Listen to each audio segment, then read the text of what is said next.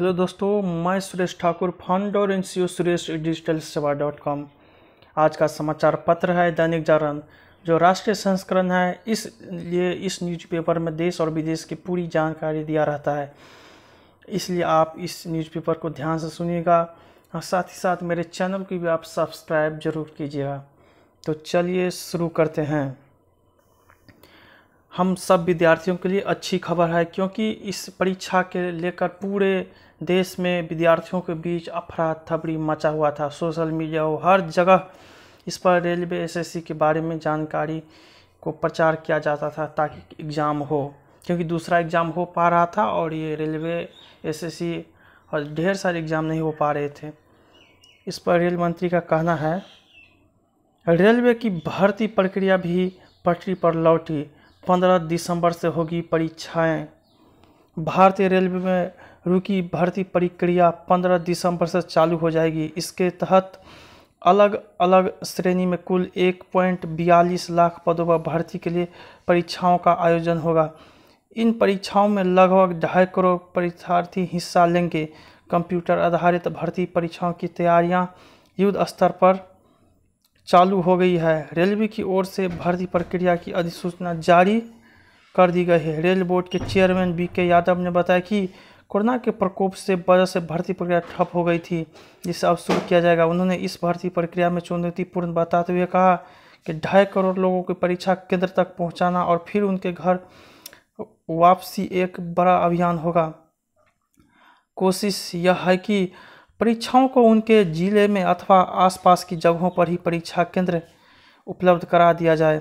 Railway में इस भर्ती प्रक्रिया के लिए आवेदन 2018 में मांगे गए थे। तब से अलग अलग वजहों से चयन प्रक्रिया बाधित होती रही। इस भर्ती प्रक्रिया में कुल 3 श्रेणियों के पदों के लिए आवेदन मांगे गए थे, जिनके लिए 15 दिसंबर से परीक्षा होने जारी है। इनमें पहला श्रेणी के non technical popular category NTPC में गार्ड, ऑफिस क्लर्क व कमर्शियल क्लर्क आदि है, जिसमें कुल 35,208 पद है। दूसरा आइसोलेंट एंड मिनिस्ट्रियल कैटेगरी के पद है, जिनमें स्टोनो आदि है। आगे देखते हैं। 1 इंच भी जमीन नहीं छोड़ेंगे राजनाथ। चीन को 2 टूक। अपनी संप्रभुता पर एक खरोच भी बर्दाश्त नहीं करेगा भारत। बैठक बेनतीजा, लेकिन आगे बातचीत जारी रखने पर बनी सहमति। रूस की राजधानी मॉस्को में भारत और चीन की रक्षा मंत्रियों के बीच शुक्रवार को हुई 2.5 घंटे लंबी बातचीत का तत्काल कोई नतीजा निकला तो नहीं दिखा, लेकिन चीन पक्ष को भारत ने स्पष्ट दिया कि पूर्वी लद्दाख क्षेत्र में अपने हिस्सों की 1 इंच जमीन से भी समझौता नहीं होगा। अत्याचार में गंवाई जाने से स्वजन को सरकारी नौकरी। नीतीश कुमार। बिहार सरकार अनुसूचित जाति जनजाति के हक में निर्धारित प्राविधान को अमल में लाने का बिहार के मुख्यमंत्री ने दिया निर्देश। बिहार में अनुसूचित जाति जनजाति के कल्याण के लिए गठित राज्य स्तरीय सतर्कता और मॉनिटरिंग समिति की बैठक में इस वर्ग से जुड़े लंबित मामलों की निपटारा 20 सितंबर तक करने का आदेश दिया गया है। Ease of doing business ranking में उत्तर प्रदेश दूसरे स्थान पर। 2025 तक होगी $5 ट्रिलियन इकोनॉमी। आंध्र प्रदेश पहले स्थान पर बरकरार। मध्य प्रदेश चौथे व झारखंड 5वें स्थान पर रहे।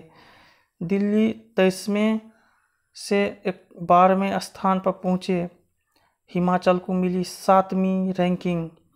देश में कारोबार की अनुकूल माहौल बनाने ईज ऑफ डूइंग बिजनेस में उत्तर प्रदेश सरकार ने सराहनीय कार्य किया। केंद्र की तरफ से कारोबार सुधार आयोग कार्य योजना लागू करने के मामले उत्तर प्रदेश को 2019 के लिए दूसरा स्थान दिया गया। 1 वर्ष पहले यह 12वां स्थान पर था।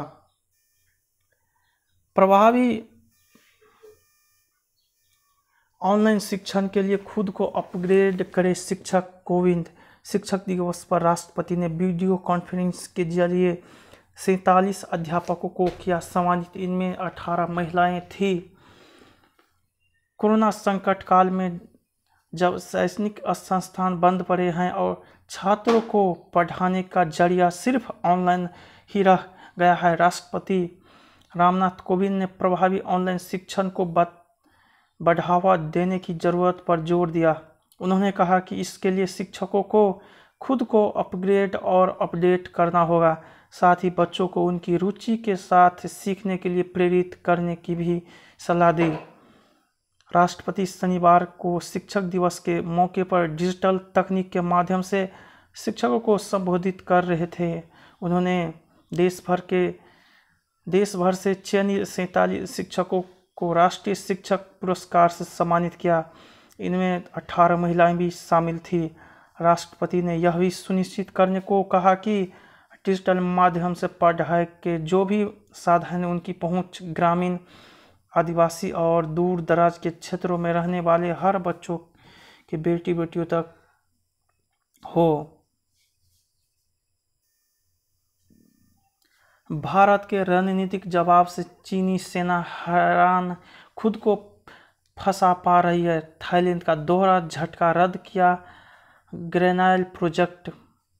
लद्दाख में भारत के अप्रत्याशित रणनीतिक जवाब से चीन बुरी तरह से फंस गया है।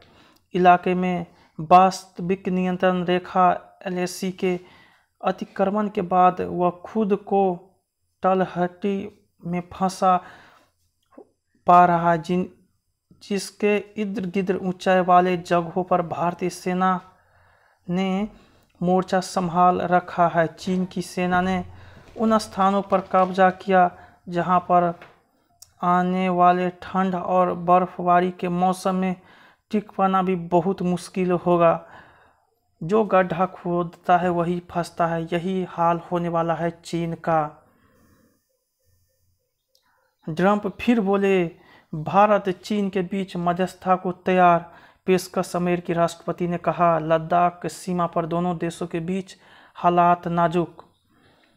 अमेरिकी चुनाव में दखल की कोशिश कर रहा है चीन को तो अपना घर का झंझट सुलझा नहीं पा रहा है और दूसरे देश में जा रहा है। ट्रंप के अमेरिका में कोई सुरक्षित नहीं, बिडेन। नई उपलब्धि के साथ गूगल बॉय की ऊंची उड़ान। गूगल बॉय के नाम से मशहूर कौटिल्य पंडित आज किसी पहचान के मोहताज नहीं।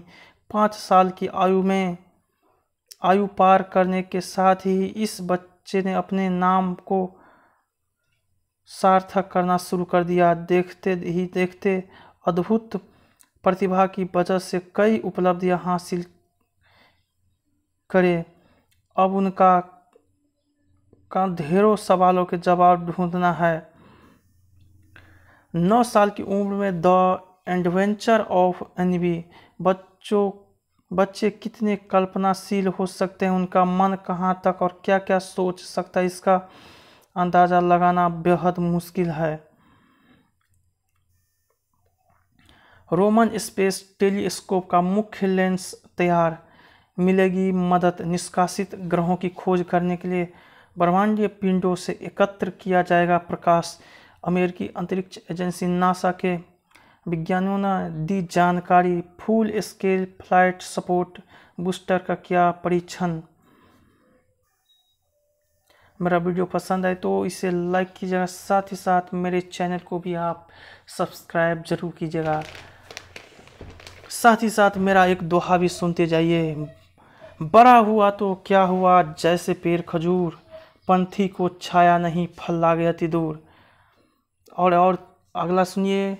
कल करे सो आज करे, आज करे सो अब, पल में प्रलय होएगी, बोहरी करेगा कब। और अगला सुनिए। करत करत अभ्यास से जरमती होत सुजान, रसरी आवत जात पे सील पर परत निशान। जय हिंद, जय भारत। हमेशा आप मेरे साथ रहिएगा और मेरे चैनल को भी आप सब्सक्राइब जरूर कीजिएगा, ताकि मेरा आने वाले वीडियो आपको समय पर मिले। जब भी मैं वीडियो आपको अपलोड करूं इस YouTube पर, तो आपको जल्द ही आपके सामने वीडियो प्रदर्शित हो जाए और आप इस वीडियो को देख पाए। जय हिंद।